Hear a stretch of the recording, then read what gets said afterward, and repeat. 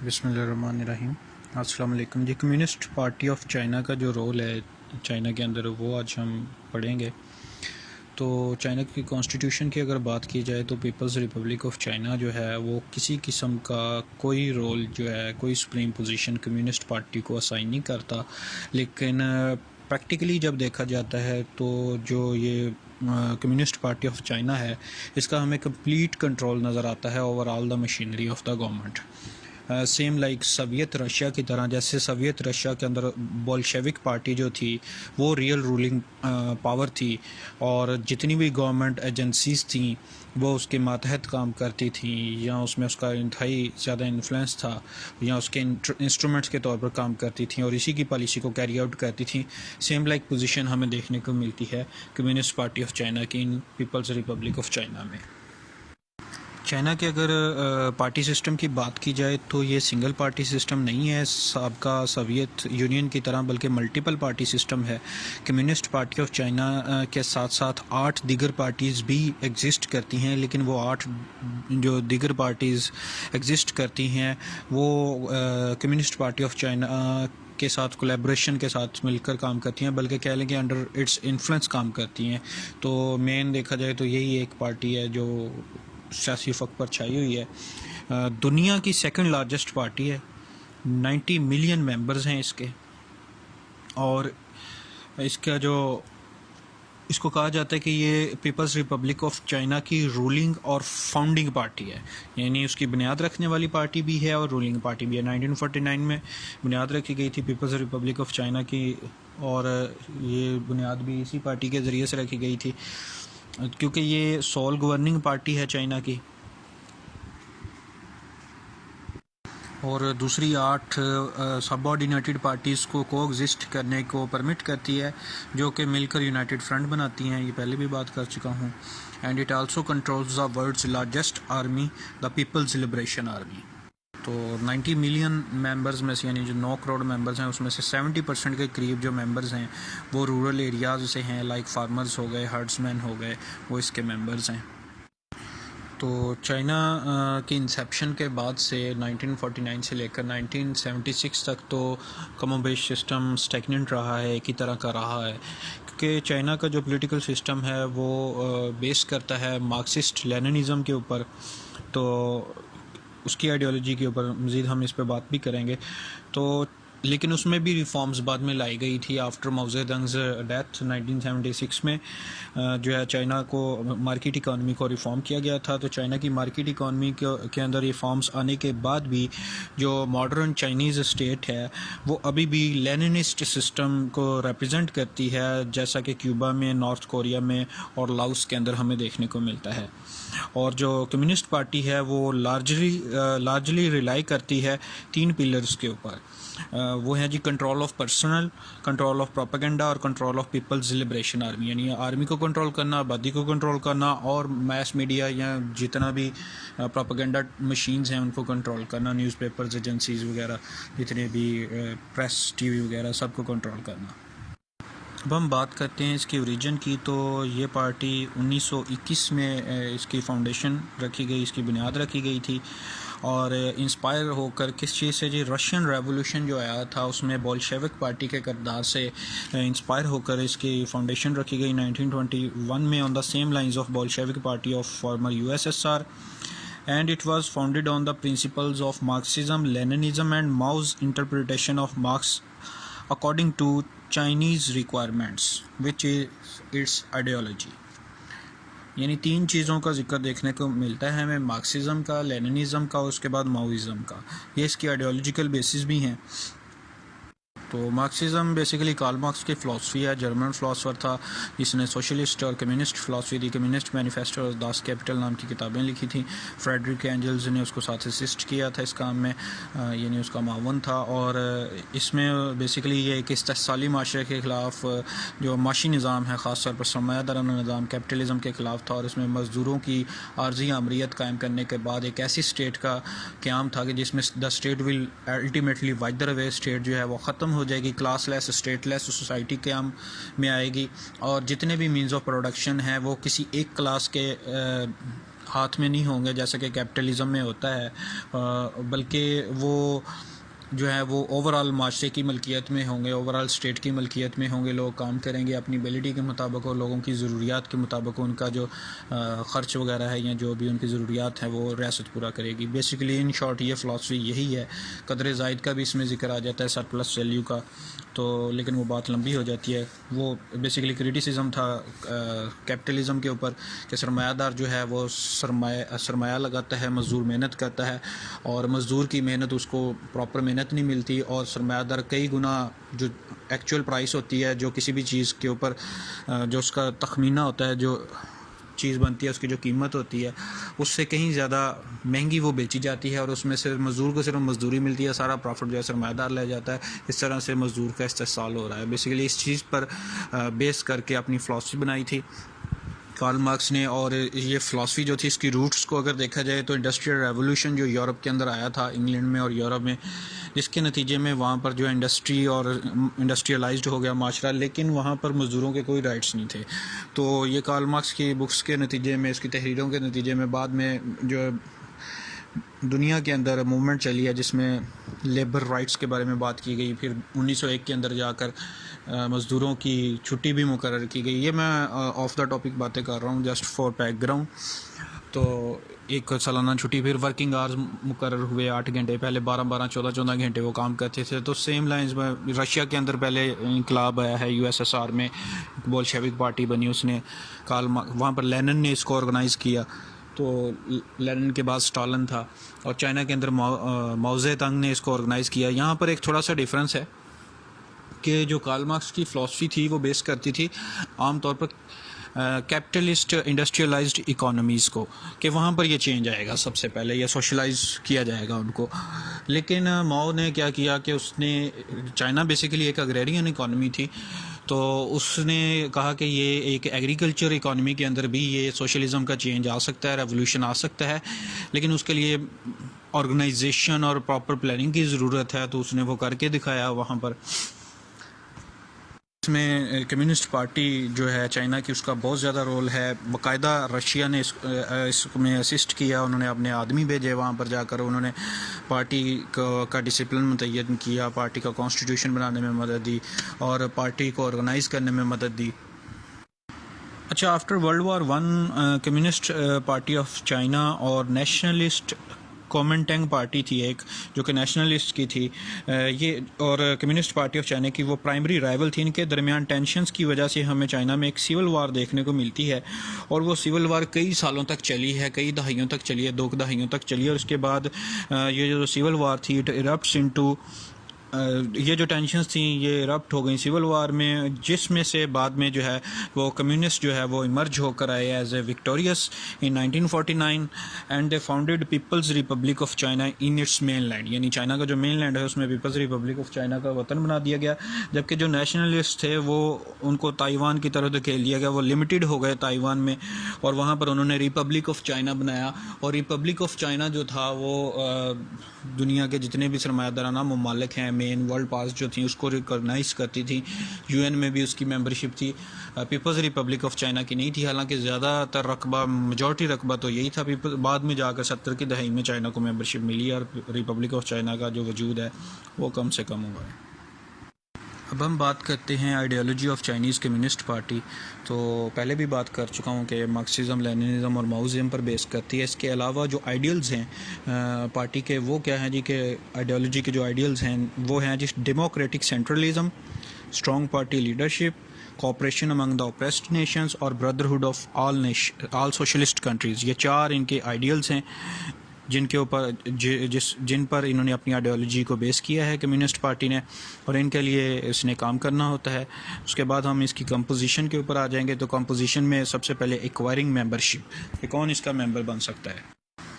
इसकी जो ऑर्गेनाइजेशन है या कंपोजिशन है वो बहुत वाइडर स्केल के ऊपर चाइनीज़ कम्युनिस्ट पार्टी को ऑर्गेनाइज़ किया गया है, और स्ट्रिक्ट डिसिप्लिन के ऊपर, एजुकेशन और ट्रेनिंग मेंबर्स की जो है उसके ऊपर बहुत ज़्यादा फोकस किया जाता है।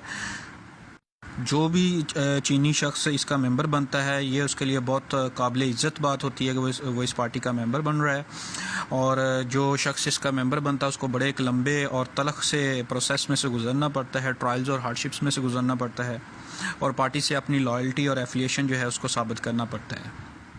कोई भी शख्स जो 18 साल जिसकी उम्र है, मर्द है या औरत है, वो चाइनीज़ कम्युनिस्ट पार्टी का मेंबर बन सकता है, इन केस अगर वो लॉयल्टी अपनी ज़ाहिर करे कि वो पार्टी कॉन्स्टिट्यूशन से लॉयल रहेगा, इसकी प्रोविजंस के साथ, डिसिप्लिनरी रूल्स को जो ऑब्ज़र्व करता रहे, और पार्टी के डिसीजंस में पार्टी को असिस्ट करे और पार्टी फंड्स भी देता रहे। ऐसा शख्स जो है वो पार्टी मेंबरशिप के लिए अप्लाई कर सकता है। उसकी एप्लीकेशन को जो है वो लोकल पार्टी सेल रिकमेंड करेगा, और 2 सीनियर मेंबर्स जो पार्टी के हैं वो ऐसी रिकमेंडेशन को इंडोर्स अगर कर देंगे तो उसको मेंबरशिप के लिए प्रोसीजर में दाखिल कर लिया जाता है। और प्रोसीजर क्या है जी कि in such case request is considered, अगर रिक्वेस्ट कबूल कर ली जाए तो जो एप्लीकेंट है उसको एजुकेशन इम्पार्ट की जाती है और ट्रेनिंग दी जाती है पार्टी लाइंस के ऊपर पूरे 1 साल के लिए, और उसकी परफॉर्मेंस और कंडक्ट पर यह चीज़ बुनियाद करती है कि जो फाइनल डिसीजन होगा उसकी मेंबरशिप के हवाले से कि उसको देनी है या नहीं देनी है, डिपेंड करता है उसके कंडक्ट पर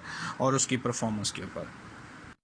इसी तरह से जो इसकी मेंबरशिप है वो ज़्यादातर टेरिटोरियल बेसिस पर मबनी है, क्योंकि जो ऑर्गेनाइजेशन है कम्युनिस्ट पार्टी ऑफ चाइना की, वो बेस करती है टेरिटोरियल बेसिस पर। जो भी शख्स किसी एरिया में रह रहा है वो अगर पार्टी का मेंबर बनना चाहता है तो लोकल पार्टी जो होगी, सेम लोकल पार्टी यूनिट जो है, उसका वो मेंबर बन सकता है रिस्पेक्टिव ऑफ एनी रेस और नेशनलिटी।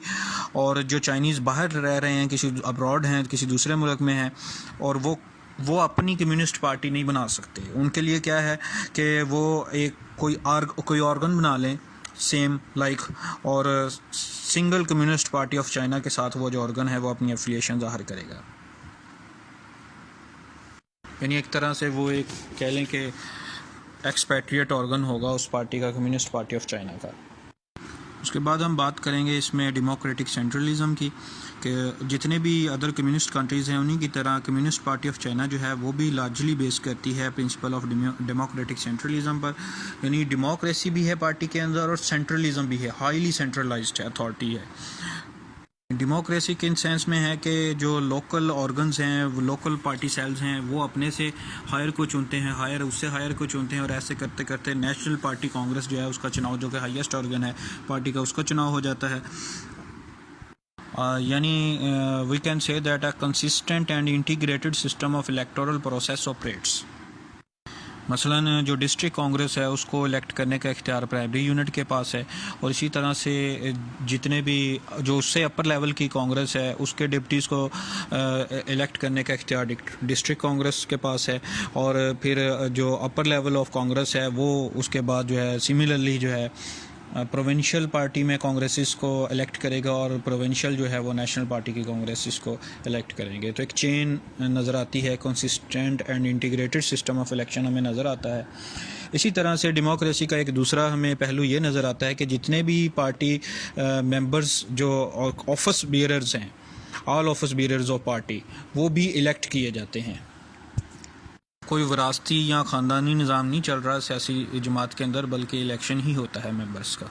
इसी तरह से जो पार्टी मेंबर्स हैं वो पार्टी लीडरशिप को क्रिटिसाइज़ कर सकते हैं, पार्टी पॉलिसीज़ को फ्रेम करने की प्रपोजल्स इनिशिएट कर सकते हैं, और on the same pattern primary party branches जो हैं वो they can launch complaints for the consideration of higher leadership.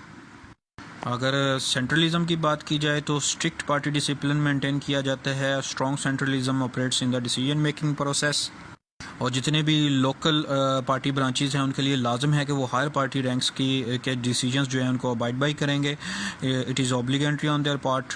और इसी तरह से जो हायर पार्टी लीडरशिप है वो आमतौर पर सेंट्रल लीडरशिप होती है, क्योंकि आमतौर पर एक शख्स जो होता है वो प्री डोमिनेंट पोजीशन वहाँ पर इंजॉय करता है। जैसे हम आजकल जो चाइना का प्रेसिडेंट है, अगर उसकी बात कर लें तो वो जनरल सेक्रेटरी है पार्टी का, और इसी तरह से वो प्रेसिडेंट भी है। तो उसकी बड़ी माजी में बात की जाए तो माओ ज़ेडुंग की बात कर लें, वो भी सेक्रेटरी भी था पोलिट ब्यूरो का, जो मेन इनकी पार्टी की एक कमेटी होती है, और इसी तरह से वो सदर भी रहा है चाइना का। अब हम पार्टी के ऑर्गेनाइजेशन की बात करते हैं तो सबसे पहले जो from higher to lower level पर जाएंगे तो जो सबसे पहले पार्टी ऑर्गेनाइज है वो है नेशनल पार्टी कांग्रेस की सूरत में, यानी सबसे highest organ, it is the supreme organ of party and it elects various committees which run and control the whole party machinery. सारी जमात का जो निज़ाम है उसको चलाने के लिए कई कमेटियाँ इलेक्ट करने का इख्तियार इसके पास है and it is convened every 5 years by communist party of China. Communist party of China इसको हर 5 साल बाद मुंतखब करती है, कन्वेन किया जाता है। 2012 में की गई थी, फिर 2017 में की गई। 2012 में जब की गई थी तो होजन ताओ जो जनरल सेक्रेटरी था इसका, उसको हटाकर जो मौजूदा सदर शी जिनपिंग है उनको लगाया गया था। और 2017 में जब की गई है तो शी जिनपिंग को ताहयात जनरल सेक्रेटरी और सदर का ओहदा जो है वो उनको मंजूरी दे दी गई है due to his international foreign policy and other services for the state. इसका साइज़ फिक्स नहीं है, इसके हज़ारों मेंबर्स होते हैं और जिनको के रिस्पेक्टिव रीजनल और लोकल पार्टी कांग्रेसेस उनको इलेक्ट करती है के लिए 5 साल के लिए ही उनको इलेक्ट किया जाता है। इसका साल में एक दफ़ा सेशन होना लाजमी है, वो सिर्फ चंद दिन के लिए होता है और इसका पॉलिसी मेकिंग के अंदर, पार्टी की पॉलिसी मेकिंग में इसको बहुत ज़्यादा वाइटल रोल जो है वो निभाना पड़ता है। It holds a pivotal position in policy making of party. उसके बाद सेंट्रल कमेटी आ जाती है। हमने पीछे पढ़ा है कि जो NPC है, नेशनल पार्टी कांग्रेस है, वो बहुत सारी कमेटीज़ को इलेक्ट करती है जो कि मुख्तलिफ काम पार्टी मशीनरी का चलाती हैं। उनमें से सबसे अहम जो कमेटी है वो central committee. Central committee is elected by national party Congress and it has around 370 members. Members दो तरह के होते हैं, परमानेंट मेंबर्स और अल्टरनेट्स। परमानेंट मेंबर्स जो हैं वो तकरीबन 205 के करीब हैं और बाकी अल्टरनेट्स हैं। Alternates include ministers, senior regulatory officials, provincial leaders and military officials. और तो इसका काम क्या है कि जब नेशनल पार्टी कांग्रेस सेशन में नहीं होती है तो उसकी अदम मौजूदगी में उसके तमाम इख्तियारात को सेंट्रल कमेटी एक्सरसाइज करती है। और हमने पढ़ा है कि नेशनल पार्टी कांग्रेस साल में सिर्फ एक दफ़ा इजलास होता है। कोई बहुत ज़्यादा ज़रूरत हो तो दोबारा भी बुलाया जा सकता है, लेकिन वैसे आइनी तौर पर एक दफ़ा इजलास होता है, चंद दिनों के लिए होता है। तो सेंट्रल कमेटी जो है इसके भी बहुत ज़्यादा इजलास नहीं होते, इसके भी साल में 1 या 2 इजलास ही होते हैं, लेकिन ये इजलास कोई 2 से 3 हफ्ते तक जारी रहते हैं। इसकी इंपॉर्टेंस किस हवाले से है कि इसके जो 375 मेंबर्स हैं, हमने पढ़ा है कि NPC के हज़ारों मेंबर्स होते हैं, तो हज़ारों मेंबर्स से तो डिसीजन मेकिंग करना बहुत मुश्किल हो जाता है, पॉलिसी मेकिंग। तो ये जो कमेटी है सेंट्रल कमेटी, ये एक तरह से उसकी इंपॉर्टेंट कमेटी है जो कि तमाम डिसीजंस करती है, लेती है। और ये इसके जो मेंबर्स होते हैं वो मोस्ट सीनियर मेंबर्स जो पार्टी के होते हैं वो इसके मेंबर्स बनाए जाते हैं। तो इस वजह से इसकी इंपॉर्टेंस जो है वो अंडरमाइन नहीं की जा सकती। और इसका एक बहुत इंपॉर्टेंट लिंकेज है between people and national party Congress जो कि हाईएस्ट ऑर्गन है। और इसका जो इसकी हैसियत अगर देखी जाए तो it acts as a sort of board of directors of communist party of China and it is mandated to select the politburo which has 25 members. Politburo means political bureau of China. के अलावा भी ये काफ़ी committees और बहुत सारी organisations को elect करती है, वो भी हम पढ़ेंगे। तो नेक्स्ट जो उसके बाद हेडिंग आएगी वो हमारी होगी पोलिट ब्यूरो की। Politburo is the highest body of Central Committee. It is elected by Central Committee. Central Committee ही इसको इलेक्ट करती है। इसके 25 मेंबर्स होते हैं। इन टर्न बदले में इसी तरह से बाद में द पोलिट ब्यूरो जो है वो elects through back room negotiations the standing committee of politburo. यानी पोलिट ब्यूरो और पोलिट ब्यूरो की स्टैंडिंग कमेटी, ये 2 डिफरेंट ऑर्गन्स हैं। सेंट्रल कमेटी पोलिट ब्यूरो को इलेक्ट करती है जिसके 25 मेंबर्स होते हैं और पोलिट ब्यूरो अपने 25 मेंबर्स में से 7 को चुनकर, 7 मेंबर्स होते हैं, वो स्टैंडिंग कमेटी एक बना देती है। स्टैंडिंग कमेटी बनाई जाती है of politburo which functions as the epicentre of communist party of China's power and leadership. यानी चाइना की कम्युनिस्ट पार्टी की जितनी भी पावर और लीडरशिप का एपिसेंटर है उसके तौर पर फंक्शन कौन करता है? स्टैंडिंग कमेटी ऑफ पोलिट ब्यूरो करता है। तो पोलिट ब्यूरो भी तभी ये तमाम इख्तियारात एक्सरसाइज करता है जब स्टैंडिंग कमेटी तब तमाम इख्तियारात एक्सरसाइज करती है जब पोलिट ब्यूरो सेशन में नहीं होता, और पोलिट ब्यूरो तमाम इख्तियारात तब इस्तेमाल करती है जब सेंट्रल कमेटी जो है वो सेशन में नहीं होती। यानी लिंकेज है इनके दरमियान एक। तो इसके कितने मेंबर्स हैं जी? टोटल स्टैंडिंग कमेटी के 7 मेंबर्स हैं, लेकिन इसकी जो रेंज है वो मुख्तलिफ रही है, 5 to 9 रही है माजी के अंदर। और पोलिट ब्यूरो जो है ये मोस्ट पावरफुल बॉडी है in decision making process, as it makes all important decisions, even it summons politburo even it summons the sessions of central committee. Central committee के सेशन बुलाने का इख्तियार भी इसके पास है। ये तमाम इख्तियारात डिसीजन मेकिंग प्रोसेस के अंदर इस्तेमाल करती है। अगर पोलिट ब्यूरो जो है वो एब्सेंट हो, मौजूद ना हो, तो इसकी जो स्टैंडिंग कमेटी है वो सेंट्रल कमेटी का इजलास बुला सकती है, जिसके टोटल 375 मेंबर्स हैं। इसी तरह से जो सेंट्रल कमेटी है जब उसका वो सेशन में नहीं होती तो उसकी अदम मौजूदगी में तमाम इख्तियारात जो हैं वो पोलिट ब्यूरो एक्सरसाइज करती है, और जब पोलिट ब्यूरो जो है वो सेशन में नहीं होती तो उसकी अदम मौजूदगी में तमाम इख्तियारात स्टैंडिंग कमेटी जो है वो एक्सरसाइज करती है। And politburo is typically all जो policy matters formulated by standing committee of politburo are typically ratified by national party congress. इसमें थोड़ा सा एक इम्तियाजी वस्फ ये है कि unlike politburos of other communist countries, power within politburo is centralised in politburo standing committee. यानी कि जो दीगर कम्युनिस्ट कंट्रीज़ हैं उनसे हट कर जो चाइना की पोलिट ब्यूरो है उसके अंदर जो पावर है वो किस में रेस्ट करती है, वो उसकी स्टैंडिंग कमेटी के पास है। और शी जिनपिंग जो है वो सेंट्रल कमेटी का सेक्रेटरी जनरल है, उसी की तरह से वो पोलिट ब्यूरो का फर्स्ट मेंबर है, और इसी तरह से स्टैंडिंग कमेटी ऑफ पोलिट ब्यूरो का भी वो फर्स्ट मेंबर है। तो उसकी बड़ी पैरामाउंट पोजीशन है। इसी तरह से वो मुल्क का सदर भी है और इसी तरह से हेड ऑफ मिलिट्री भी है। अच्छा, उसके बाद आ जाता है सेक्रेटेरिएट। इसी तरह से ये बॉडी जो है सेक्रेटेरिएट है ये भी सेंट्रल कमेटी ही इलेक्ट करती है, और सेंट्रल सेक्रेटेरिएट जो है वो एक सर्विंग बॉडी है to politburo. It is responsible for carrying out routine operations of politburo. Secretariat का काम भी ये है। और इसके अलावा कंट्रोल कमीशन होता है, it is also created by central committee, it is also elected by central committee and it upholds the discipline of the party. Control commission जैसे कि नाम से ज़ाहिर है कि ये एक ऐसा कमीशन है जो कि पार्टी के डिसिप्लिन को कंट्रोल करता है। यानी अब तक जो हमने पढ़ा है अगर उसका खुलासा करें तो सबसे हाईएस्ट ऑर्गन पार्टी का जो है नेशनल पार्टी कांग्रेस है। हज़ारों मेंबर्स होते हैं, सेशन साल में एक दफ़ा होता है।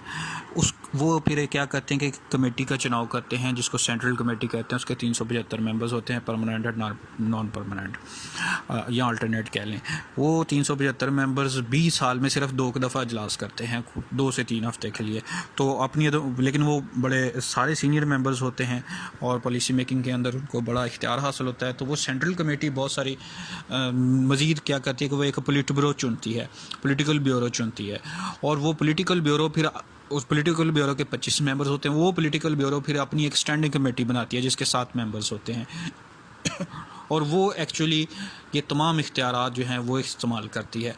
और स्टैंडिंग कमेटी जो भी पॉलिसी फार्मूलेट करती है उस पॉलिसी की हतमी मंजूरी रेटिफाई कर देती है NPC, नेशनल पार्टी कांग्रेस जो है। इसी तरह से सेक्रेटेरिएट होता है। सेक्रेटेरिएट का काम भी है कि वो पोलिट ब्यूरो को जो है असिस्ट करेगा, और कंट्रोल कमीशन होता है जो कि पार्टी के अंदर डिसिप्लिन को कायम रखता है। ये इसकी ऑर्गेनाइजेशन है नेशनल लेवल के ऊपर। अब हम बात करेंगे other forms of party organization की। तो नेशनल लेवल पर हमने देख लिया। उसके अलावा हमें पार्टी ऑर्गेनाइजेशन प्रोविंसेस के अंदर, ऑटोनमस रीजन्स के अंदर, लार्ज म्यूनसिपैलिटीज़ के अंदर जो कि डायरेक्टली अंडर सेंट्रल गवर्नमेंट हो, वहाँ पर भी पार्टी ऑर्गेनाइजेशन नज़र आती है। इसी तरह से जो organization at each of these levels responds to that of the central level. जैसी सेंट्रल लेवल पर ऑर्गेनाइजेशन हमें देखने को मिलती है, सेम इन तमाम लेवल्स के ऊपर वैसे ही ऑर्गेनाइज किया जाता है पार्टी को। The lowest organ of the party is called cell. It usually has about 20 members working in the same farm, factory, army unit, government office, etc., etc. Cells are found in various non-party organizations also. Lowest unit cell है 20 members होते हैं almost उसके, और किसी भी agriculture farm, factory, army unit और government office के अंदर पार्टी के पॉलिटिकल सेल देखने को मिलते हैं, और इवन नॉन पार्टी ऑर्गेनाइजेशन के अंदर भी ये देखने को मिलते हैं। हम बात करेंगे कि control over all China through various organisations. तो all the people of China are not the members of the communist party, क्योंकि हमने पढ़ा है 90 मिलियन है टोटल मेंबर, 9 करोड़ है, जबकि आबादी उसकी तकरीबन 1 अरब 40-45 करोड़ के करीब है। But nonetheless, इसके बावजूद it exercises control over the entire people of China through various youth and other mass organizations like the Communist Youth League, the Youth Pioneers, the All China Federation of Trade Unions, the All China Federation of Democratic Women etc. etc. तो ये मुख्तलिफ organisations हैं जो कि assist करती हैं communist party of China को, जिसके ज़रिए से वो पूरे चाइना के ऊपर अपना जो एक डोमिनेंट रोल जो है उसको एक्सरसाइज करती है। इसके बाद हमारी हेडिंग होगी role of communist party of China, यानी ऑर्गेनाइजेशन हमने इसकी टोटल देख लिया, अब हम इसका रोल जो है वो स्टडी करेंगे। तो रोल की बात की जाए तो कम्युनिस्ट पार्टी ऑफ चाइना जो है वो गवर्नमेंट को कंट्रोल करती है, गवर्नमेंट के काम को कंट्रोल करती है बाय इशूइंग स्पेसिफिक डायरेक्टिव्स, ख़ास हदायत देकर to state as to nature and orientation of work के काम कैसा होगा, ये कैसी पॉलिसीज़ होंगी, and by selecting and promoting loyal and competent party as well as non party cadres to work in the organs of state. इसी तरह जो रियासत के स्तून हैं, मुख्तलिफ ऑर्गन्स हैं, उनके अंदर पार्टी कैडर्स के अंदर और नॉन पार्टी कैडर्स के अंदर ऐसे लॉयल और कॉम्पिटेंट लोगों का इंतखाब करना, उनको प्रमोट करना भी पार्टी जो है इसके ज़रिए से भी गवर्नमेंट की पॉलिसीज़ के ऊपर अपना इन्फ्लुएंस एक्सरसाइज करती है। फैक्ट अगर देखा जाए तो जितने भी मेजर क्वेश्चंस ऑफ पॉलिसी हैं, वेदर नेशनल और international, they all are first decided by the party and then announced and implemented by the state organs. यानी पहले पार्टी में तमाम पॉलिसीज़ फार्मूलेट होती हैं, डिसाइड होती हैं, उसके बाद स्टेट ऑर्गन उसको जो है वो अनाउंस करता है। The party occupies the position of paramountcy not only in the legislative and executive branch of the government but also in the judiciary। तो ये जो पार्टी की बहुत ज़्यादा अहमियत है, ये सिर्फ एग्जेक्टिव ब्रांच और लेजिस्लेटिव ब्रांच के अंदर ही नहीं है बल्कि जुडिशरी के अंदर भी देखने को मिलती है। और इसी thus every organ of the government is under its control and nothing can be done either without its consent or against its will। कुछ भी इसकी ख्वाहिश के ख़िलाफ़ या इसकी ख्वाहिश से हटकर जो है वो कोई काम भी गवर्नमेंट नहीं कर सकती, because government is under its control. Every organ of government, the persons who control the party also control the various government agencies। इसी तरह से जो लोग पार्टी को कंट्रोल कर रहे हैं वो वेरियस गवर्नमेंट, मसलन शी जिनपिंग की बात कर लें तो मैंने बताया कि वो जो सेंट्रल कमेटी है उसका वो सेक्रेटरी जनरल है। इसी तरह से पोलिट ब्यूरो 25 मेंबर्स की कमेटी होता है, उसका फर्स्ट मेंबर है, और पोलिट ब्यूरो की जो स्टैंडिंग कमेटी है उसका भी वो फर्स्ट पर्सन है। यानी वो पार्टी को भी कंट्रोल कर रहा है और उसके साथ साथ ऑल ऑर्गन्स ऑफ गवर्नमेंट जो है उनको भी एज ए सदर वो और कंट्रोल कर रहा है, और मिलिट्री का भी हेड है। तो इसकी मिसाल हम ये भी कह सकते हैं, the members of communist party dominate all the national people's congress, यानी जो उनकी लेजिस्लेचर है उसको डोमिनेट कर रहे हैं। स्टैंडिंग कमेटी जो लेजिस्लेचर की स्टैंडिंग कमेटी है, और the national defence council and other agencies of the government, इनमें हमें कम्युनिस्ट पार्टी के मेंबर्स डोमिनेट नज़र आते हैं। These members do not exercise their voting right and their powers according to the dictates of their conscience but in accordance with the dictates of the party. और ये जितने भी members हैं वो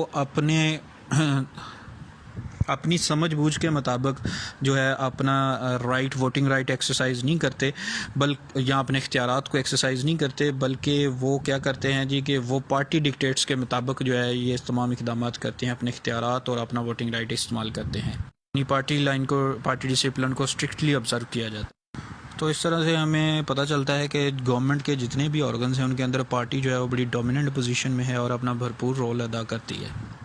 उसके बाद हम कंक्लूजन की बात करेंगे तो कंक्लूजन में हम ये लिख सकते हैं कि there is a parallel party government besides Chinese regular government. यानी जितने भी प्रैक्टिकल पर्पसेस हैं उनको सामने रखते हुए अगर देखा जाए तो कम्युनिस्ट पार्टी जो है वो चाइना के अंदर एक पॉलिटिकल मोनोपोली इंजॉय कर रही है, वाइल द अदर पार्टीज़ जो हैं दे हैव मेयरली डिजोर एग्जिस्टेंस, वो सिर्फ बाइला एग्जिस्ट करती हैं। इनफैक्ट जो है उनकी कोई इतनी ज़्यादा एग्जिस्टेंस नहीं देखने को मिलती। Party organization runs parallel to that of the government, जैसे गवर्नमेंट की ऑर्गेनाइजेशन है वैसे ही पार्टी को वैसे ही ऑर्गेनाइज किया गया है, उसी के मुतवाज़ी ऑर्गेनाइज किया गया है। And a person holding important position as public official is also signed office within the party. और जो पब्लिक ऑफिशियल जिसकी इंपॉर्टेंट पोजीशन है उसको पार्टी के अंदर भी ऑफिस मिला होता है। दोबारा से सदर शी जिनपिंग की बात कर लेते हैं कि वो सेंट्रल कमेटी का भी सेक्रेटरी जनरल है और सदर भी है। इसी तरह से जो पार्टी की सेंट्रल लीडरशिप है वो गवर्नमेंट पॉलिसीज़ को चेकआउट करने के लिए रिस्पॉन्सिबल होती है। पहले पार्टी में डिसाइड होती हैं जितनी भी गवर्नमेंट पॉलिसीज़ होती हैं और उसके बाद गवर्नमेंट उनको इम्प्लीमेंट करती है। तो इस बात को अगर सामने रखते हुए हम एनालिसिस करें तो हम कह सकते हैं कि जो पार्टी के लिए ये फिर अनयूजुअल नहीं है कि वो गवर्नमेंट के ऊपर अपना पूरा एक होल्ड रखती है। And in fact both the party and the government are intertwined and of the two the party's supreme, दोनों आपस में नथी हैं और उन दोनों में से गवर्नमेंट और पार्टी में से जो पार्टी है वो सुप्रीम पोजीशन में है। तो मज़ीद इसमें लिख सकते हैं कि through the vast organisation of its own, party की organisation, and with the help of the various other organisation, जैसे हमने बात की चाइना की दीगर ऑर्गेनाइजेशंस की, लाइक कम्युनिस्ट यूथ लीग या यूथ पायोनियर्स हो गई, या ऑल चाइना फेडरेशन हो गई, ट्रेड यूनियंस हो गई, all China federation of democratic women हो गई। तो इन ऑर्गेनाइजेशंस के ज़रिए से which are practically controlled by it, और इन ऑर्गेनाइजेशन को प्रैक्टिकली कंट्रोल करती है कम्युनिस्ट पार्टी ऑफ चाइना। ये इस तमाम यानी अपनी ऑर्गेनाइजेशन के ज़रिए से, and with the help of various other organizations which are practically controlled by it, the communist party directs and controls the army, the government, the mass political organization, and in fact every element in the extraordinary extensive political apparatus of the People's Republic of China. Okay, thank you.